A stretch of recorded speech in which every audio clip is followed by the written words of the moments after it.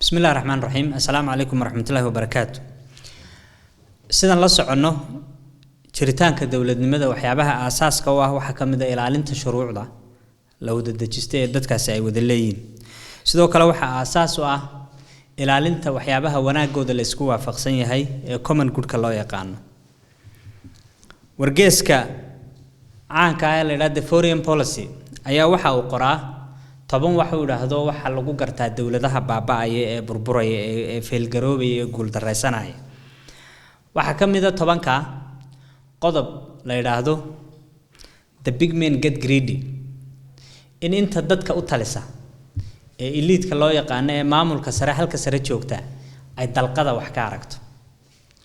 oo hunguri mooyaane aanay nolol kale eegin oo aanay wax kala arag. waxa uu tusaale u soo qaataa wadanka Masar marka uu qodobkaasi ka hadlayo madaxweynahoodii hore ee Masar Xusni Mubaarak iyo qoyskiisu 70 bilyan oo dollar ay maxaan ku dhahday urursadeen intii uu xilka hayay oo shaqada hayay. sida uu 70 bilyan ku urursadana waxay ahayd inuu dhaqaalihii iyo fursadihii ka xanibay dadkii kale ee muwaadiniinta ahaa inay fursad ay ku shaqeystaan helaan fursad fiican ay ku ganacsadaan ay helaan laga baloogareeyo laga xidhay inay suuqa si fiican ay u soo galaan ila ninkii isagii ba shuruucdii iyo wadankii iyo dhaqaalihii iyo wax walba gacanta maxaan ku dhahdaa doonayay inuu ku dhigay. maanta habka iyo nidaamka dhaqaalaheena loo maamulaa waa mid taa u sansaan eeg. waxa muuqata in dhaqaalaheena uu ku socdo nidaam la doonayo inaanu shacbi weynuhu ka faa'iideysanin ee si gaar ah dad gaar ah iyo in yaro gaari ay uga faa'iideysato.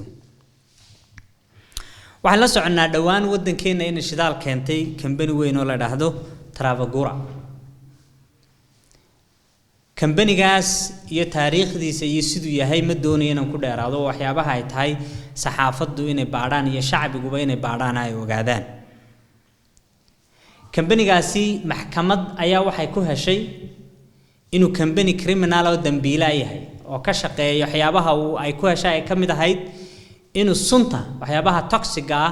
ee maxaan ku dhahdaa wadamadu aanay doonin wadankooda in lagu aaso inuu intuu ka shaqeystay wadan miskiin oo Afrikaana uu maxaan ku dhahdaa ay ku soo aasay si uu isagu lacag uga sameeyo. waxa kale oo Amnesty International ay ka qortay warbixin 232 page bay company-ga ka qortay oo ay kaga hadlayso deeqada iyo uskaga ganacsi ee uu company-gaasi ku jiro. waxyaabaha ay warbixintaasi ka hadashay kamid ah in company-gaasi uu ka faa'iideysto fakhriga iyo dhameystir la'aanta shuruucda wadamada faqiirka ah. waxa runtii wax aad iyo aad looga xumaada company caynkaasa oo sumcadiisu sidaa tahay in maanta wasiirkeennii ganacsigu uu dabaaldego amaano uu yiraahdo ay la weynaato company-gu inuu company weyn yahay. ma taariikhdiisa aanu akhriin madana kala laga leeyahay waayo company-gan waxyaabaha kale uu caanka ku yahay ee warbixinahaasi ku jira waxa kamid ah inuu musuqmaasuq iyo maxaan ku dhahdaa in waxyaabaha noocaasa uu caan ku yahay. waxa run ahaantii wasiirku marka uu arintaasi ka hadlayay ee uu company-gaasi doonayay inuu inaga sharaxo oo dadka uu fahamsiiyo kama hadal company-ga heshiisa in la galay kama hadal haamaha uu leeyahay waa la inoo dhisayaa iyo nooca yihiin iyo qiimaha ay ku kacayaan kama hadal marka aynu xayeysiinay ee aynu nidhi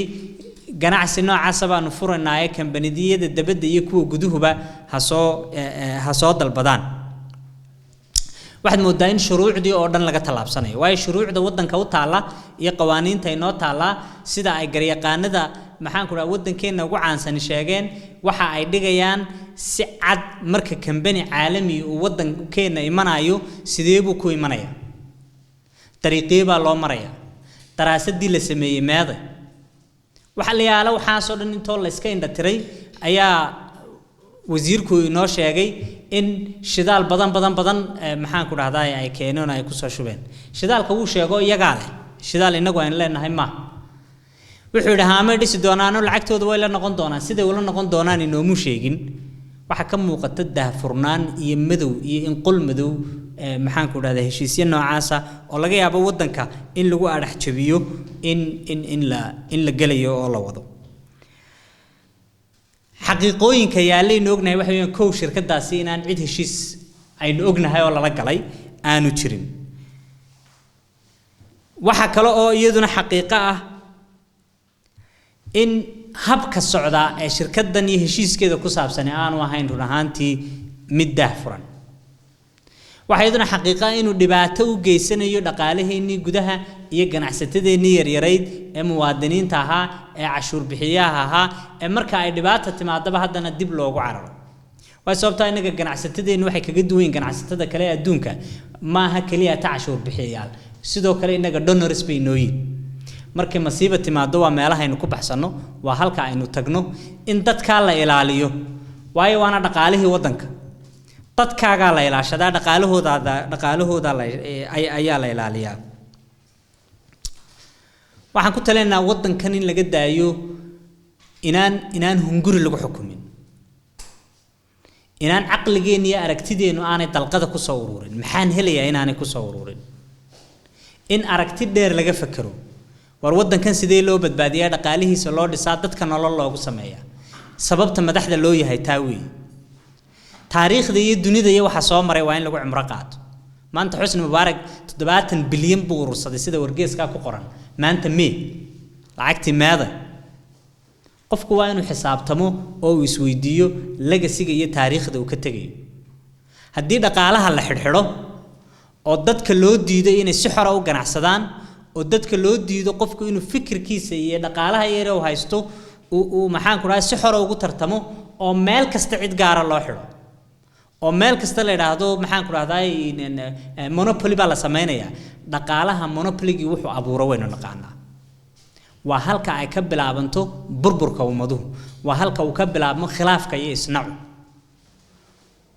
xukuumadda iyo wasiirkaba waxaan u soo jeedinaynaa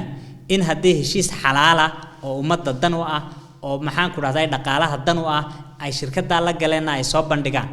oo ay shacbiga iyo dadweynaha iyo baarlamaankaba la wadaagaan haddii aanay taas jirinna inay iska daayaan suuqa madow ilaan waaba dawladnimadii bay hayaan oo ummadii oo dhan baa leeyahay wuxuudii maamula waa hanyaraan inaad markaa wax noocaas oo kala aad ku soo noqoto aad iyo aad baa u mahadsantihiin. Wassalaamu calaykum warahmatullahi wabarakatuh.